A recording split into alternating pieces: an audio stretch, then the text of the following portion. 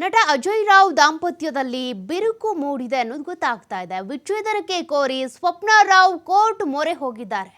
ಪ್ರೀತಿಸಿ ಮದುವೆಯಾಗಿದ್ದ ಅಜಯ್ ರಾವ್ ಹಾಗೂ ಸ್ವಪ್ನ 2014 ಡಿಸೆಂಬರ್ 18ರಲ್ಲಿ ಪ್ರೀತಿಸಿ ಮದುವೆ ಆಗಿದ್ದಂತ ಜೋಡಿ, ಮುದ್ದಾದ ಜೋಡಿ, ಎಂತ ಕಷ್ಟ ಬಂದರೂ ಕೂಡ ಒಟ್ಟಿಗೆ ನಿಂತ್ಕೊಳ್ತಾ ಇದ್ದಂತ ಜೋಡಿ.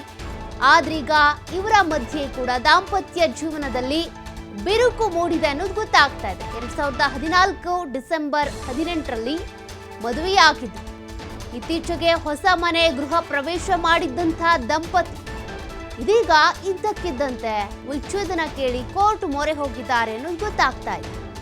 ನಟ ಅಜಯ್ ರಾವ್ ದಾಂಪತ್ಯದಲ್ಲಿ ಬಿರುಕು ಮೂಡಿದೆ ಅನ್ನುವಂಥ ವಿಚಾರ ನಿಜಕ್ಕೂ ಬೇಸರದ ವಿಚಾರ.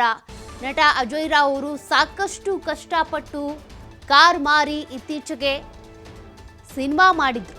ಯುದ್ಧ ಕಾಂಡ ಚಾಪ್ಟರ್ 2 ಸಿನಿಮಾವನ್ನ ಆ ಸಂದರ್ಭದಲ್ಲೂ ಕೂಡ ಅವರ ಪತ್ನಿಯವರ ಜೊತೆಯಲ್ಲೇ ಇದ್ರು. ಆದರೆ ಈಗ ಏನಾಯ್ತೋ ಗೊತ್ತಿಲ್ಲ, ಇದ್ದಕ್ಕಿದ್ದಂತೆ ದಿಢೀರಂತ ವಿಚ್ಛೇದನಕ್ಕೆ ಅಂತೇಳಿ ಮೊರೆ ಹೋಗಿದ್ದಾರೆ ಅವರ ಪತ್ನಿ ಸ್ವಪ್ನ. ನಟ ಅಜಯ್ ರಾವ್ ಅವರ ಜೀವನದಲ್ಲಿ ದಾಂಪತ್ಯ ಜೀವನದಲ್ಲಿ ಬಿರುಕು ಮೂಡಿದೆ ಅನ್ನೋದು ಗೊತ್ತಾಗ್ತಾ ಇದೆ.